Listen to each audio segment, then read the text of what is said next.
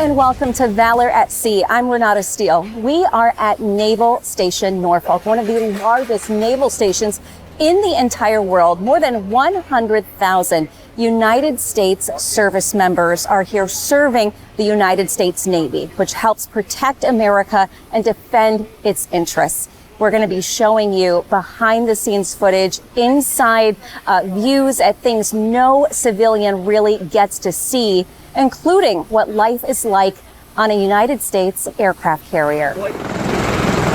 The United States Navy is the most powerful in the entire world. While its history technically dates back to 1775, the Navy formally celebrates its birthday as October 13th, 1794. More than 300,000 men and women serve in the maritime branch of our nation's military all over the globe. And they come to the Navy from all parts of the country, with different backgrounds and from varying walks of life. Some may serve just a single contract, while others make it a career. Many are continuing their family's legacy in this service. The decision to join is personal to each sailor. I decided to join during a time back in 2009 when the economy wasn't doing too well.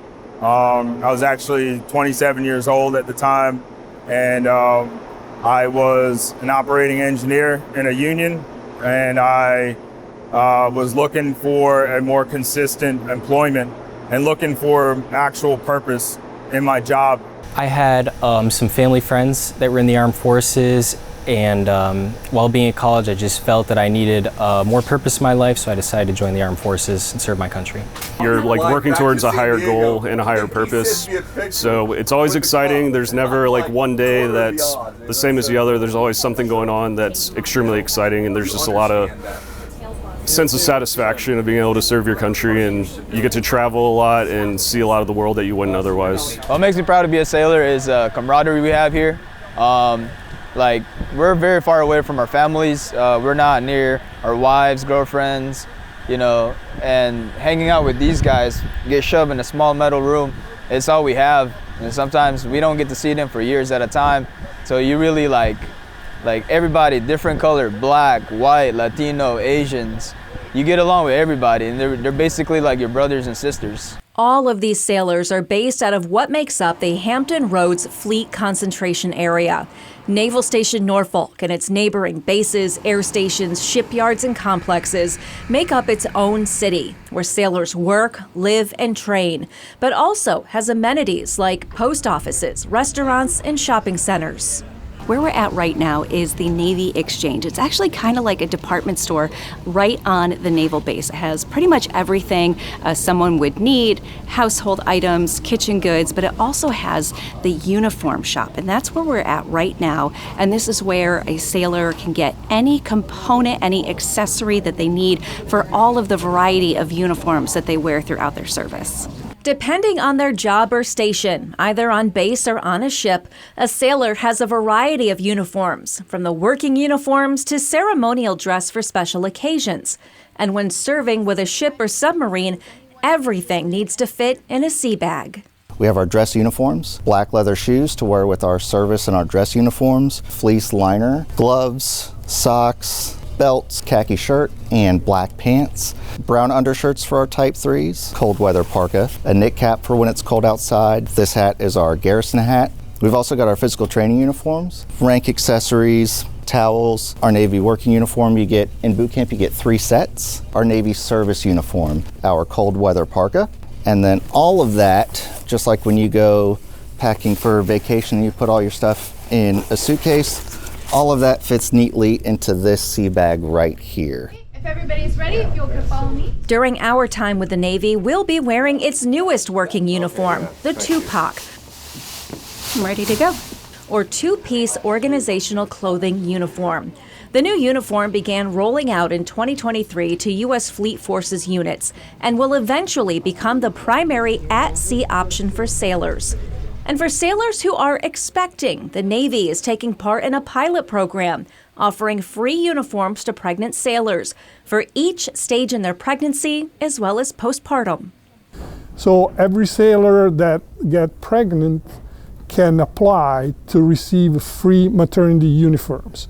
We're gonna, they fill a form with all their, their measure, body measure, and we provide them, at no cost, a full set of 5 different, uniforms directly to their address. The Navy is also going through a redesign of its female uniforms, ensuring they're a better fit for the female form and more comfortable to wear.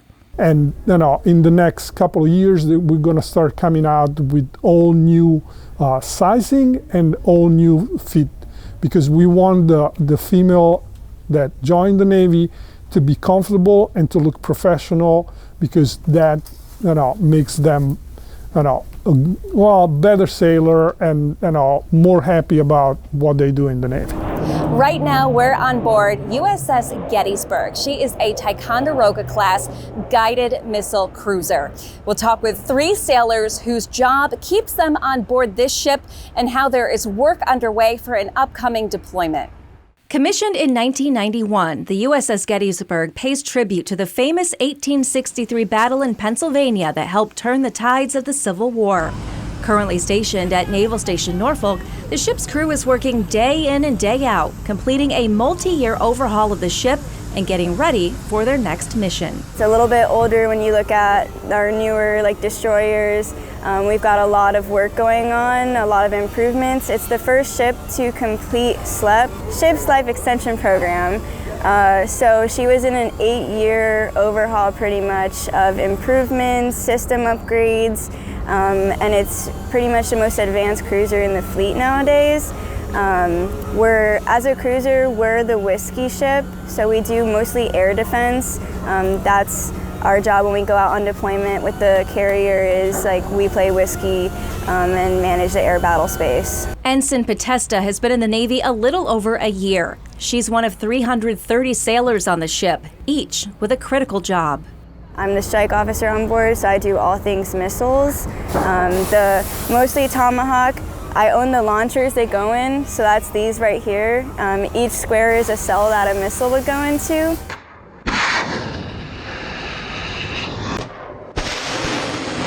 I say specifically Tomahawk because those are the ones that my guys will launch.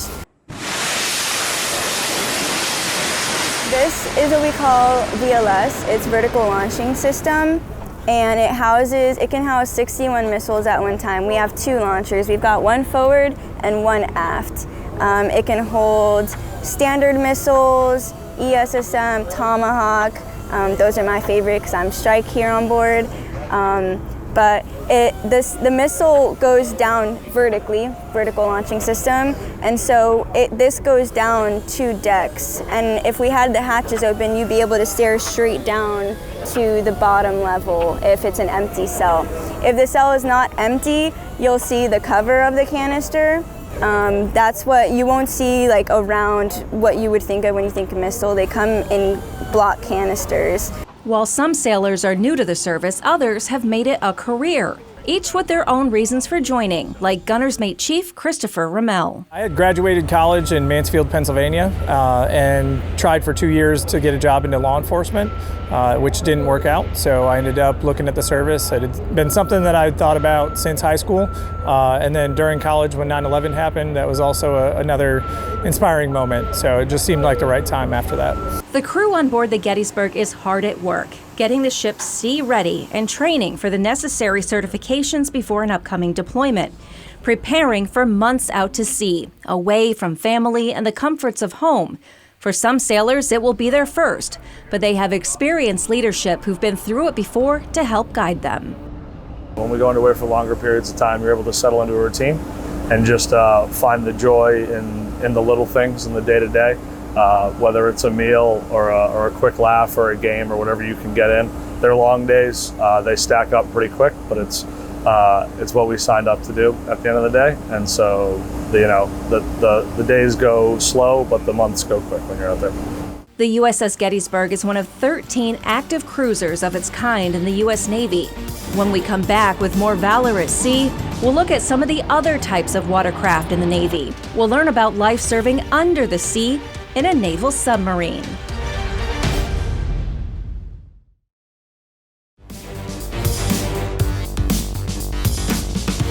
At the Submarine Learning Facility Norfolk, naval officers and enlisted personnel train for service in the maritime domain. Level 22910. Submariners, as they're called, go through hands-on training, learning everything from navigation to onboard emergencies to wartime combat. So when a junior sailor reports to the submarine, they are actually going to be in qualifications to earn the submarine warfare pin. And that qualification process, it's brutal. I mean, it takes about a year for a sailor to finish that. And that is really that sailor proving to the rest of the crew that in the event of an emergency, this guy can save my life. And there's a lot of pride in that. This was actually the very first warfare pin in U.S. military history. So a lot of people, it means a lot to us to earn your dolphins. You can see this thing, this trainer can take some. Petty Officer Joshua Updegrove has been in the Navy for 8 years. While going to college for accounting, he decided to make a life change and join the Navy. So I'm an information systems technician on board submarines, where I do all of the network security on board, as well as the external communications, communicating with operational commanders, as well as work with electronic warfare. While on deployment, the submariners may be underwater for months at a time, with more than 100 crew members on board working in tight quarters, ready for whatever conditions lie ahead. It depends on the mission set that you are assigned to. So some submarines, they're there for deterrent patrols, which means they roll around with nuclear weapons, and they are strictly there to strike if need be. There's also different types of strike operations where we can launch sea-to-land Tomahawk missiles. We can do Navy SEAL insertion. We can do mine-laying operations. We can do peacetime exercises with other countries, which is very important. Naval submarines play a key role during peace times as well, conducting surveillance and reconnaissance missions, all while moving undetected. Well, it's stealth's your greatest friend. I mean, an aircraft carrier and all these surface ships, it's a projection of power. There's no hiding that big thing. It's there. However, a submarine under the sea, you can't see that thing coming, so you can really see what your adversaries are up to when they don't know anyone's watching. While naval submarines patrol the seas unseen, another one of the Navy's watercraft glide on top of the water on a cushion of air. The Landing Craft Air Cushion, or LCAC, is fully amphibious and can reach more than 70% of the world's coastline, all while carrying a payload of up to 75 tons. Well, here at Assault Craft Unit 4, I'm a load master, and we are tasked with loading and unloading the landing craft air cushions with vehicles of all types, from military grade to also civilian. We're also, as a load master, in charge of loading and unloading the passengers that might come on board, making sure that they have a seat, and then also with their personal life preservers. And then we're also tasked with loading any materials or cargo that may be needed for any type of mission, even if it's for a humanitarian.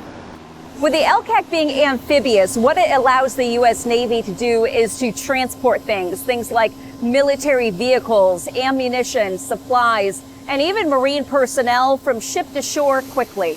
The LCAC is the fastest means of transporting either Marines and or equipment from a ship to a beach. Much faster than back during World War II, where they used the LCUs. That could go maybe 9-10 miles or knots. LCACs travel closer to speeds of 50 knots.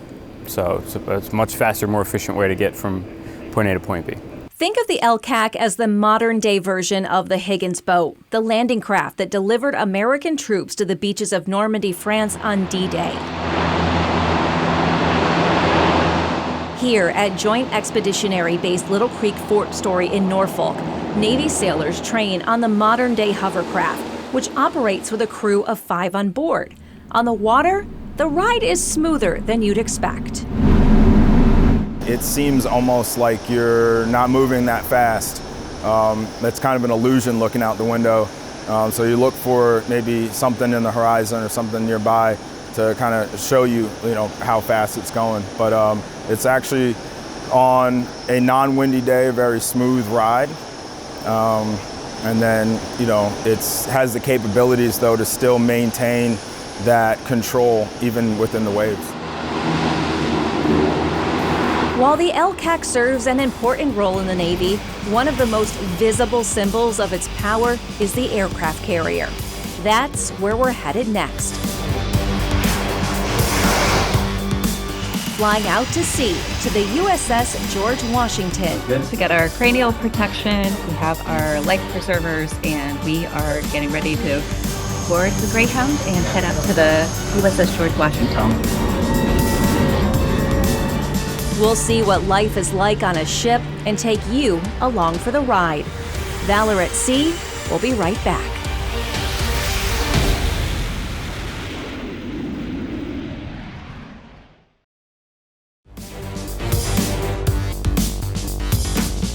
We've given you a glimpse of some of the important roles the U.S. Navy serves in protecting America.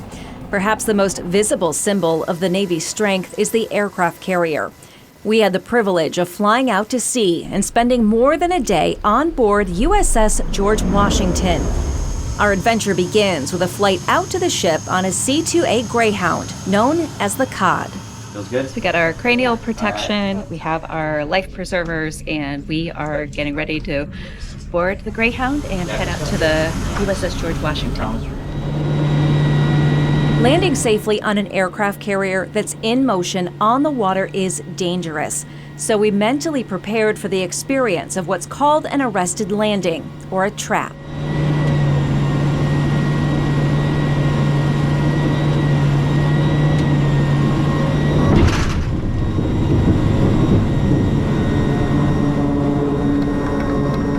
I thought I was gonna get sick for a second. I got real scared, and then you hit the catch and it's over, and it was like relief. It was not eager to do it again. Was it stronger than you expected? Way stronger than I expected. Yeah, it was. I'll never forget it. We were welcomed on board by the officers and sailors proudly serving with the USS George Washington, one of 10 Nimitz-class aircraft carriers in the Navy's fleet. Named in honor of America's Commander-in-Chief, the USS George Washington's motto is "First in war, first in peace." Words shared about the first president of the United States himself. You know, the aircraft carrier with, say, 4.5 acres of sovereign U.S. territory that can really go anywhere in international waters across the world. So we deploy wherever the government and the Department of Defense tell us to go. We're very visible because we're so big, and we can take 85 to 90 aircraft and sit off the coast of really anywhere we desire to demonstrate to our allies that, hey, we're here to defend you, and also to deter our adversaries, that we can show up at any time and stay here to deter any type of conflict. Below decks, a maze of passageways and ladders, along with every aspect of work and life on board an aircraft carrier. From the mess decks, where the sailors have their meals, to the berthings where they sleep. The ship has its own hangar bay, repair shop, armory, and anchor room, known as the chain locker, overseen by the ship's bosun, Ernest Hightower. So we have a 30-ton anchor, which is right here. Then we have the anchor chain. Each link of the anchor chain is 360 pounds. Then we have the swivel right there, which is 420 pounds. Basically what that does is if your necklace ever gets kinked up and it takes you forever to get it undone, that's what prevents this anchor chain from kinking up while we're anchored out to sea. Not long after arriving on board, we found ourselves in the middle of the action. We're on the flight deck of the USS George Washington, and what pilots are doing right now is they're actually doing takeoff and landing exercises here on the ship. They're getting caught by that wire that helps the plane stop. And what is going on right now is the entire ship's crew, they're actually undergoing a lot of training right now. This is part of an 18-day underway out to sea off the coast of Virginia, and it's all in preparation for an upcoming deployment to Japan. Right now we are doing what we call a CQ, a carrier qualification. So we have student pilots that are learning how to fly, how to land on the carrier. For some of these guys, it's their very first time landing on a carrier. And our job is to provide a landing platform and opportunity for them to gain the skills they need to join the fleet as fleet aviators and deploy with their squadrons. On the flight deck, sailors wearing a rainbow of colored jerseys safely guide the student F-18 pilots. working in concert, using hand signals to communicate each step, each with a specific job, like the shooter. For shooters, basically we kind of work the steam management on like the ship. So when the F-18s or Growlers or what have you, any of the military ships or planes hook up, we do some quick math. We figure out how heavy the aircraft is, wind over to deck, and then we'll work with the V2 enlisted, and we'll set the steam setting, and that's how we shoot the aircraft off the aircraft area. Flight training isn't just during the day. Crews worked late into the night. The training here on the USS George Washington takes place during the day and at nighttime because crews need to be able to respond at any time of day. We're on what's called Vulture's Row right now, and it's probably really hard to see. We're literally just being lit by the light of the moon, but right now F-18 jet pilots are training. They are taking off from the flight deck. We have another jet preparing to land right now, again training in all times of day, all scenarios, so they are ready whenever needed.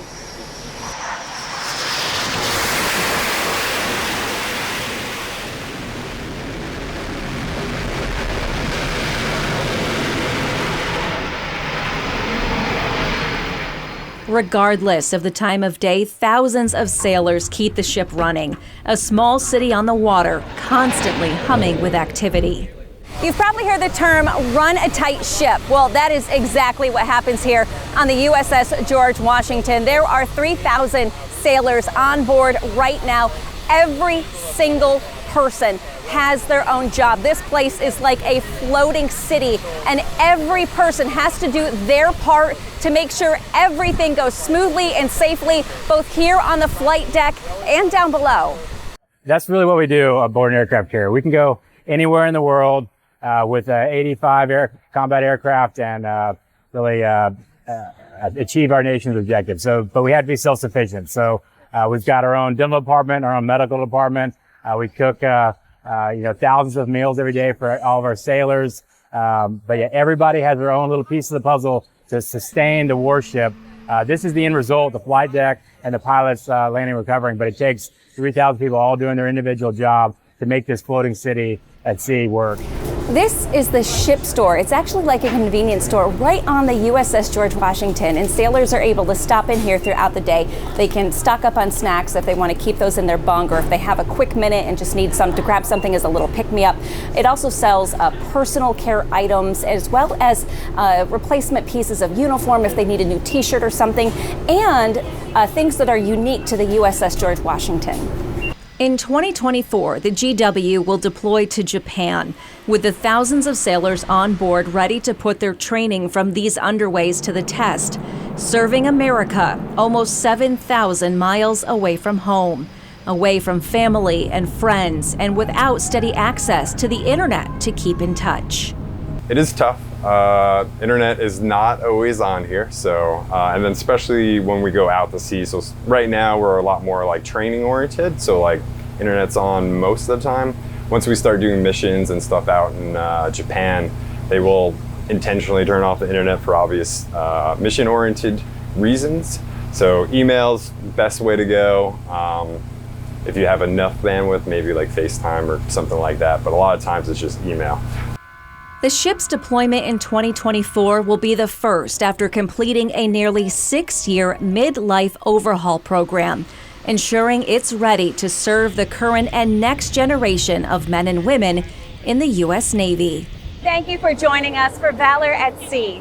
We want to give a special thank you to the United States Navy, the Fleet Forces Command, and the crew on board the USS George Washington. From all of us at Lilly Broadcasting, thanks for watching.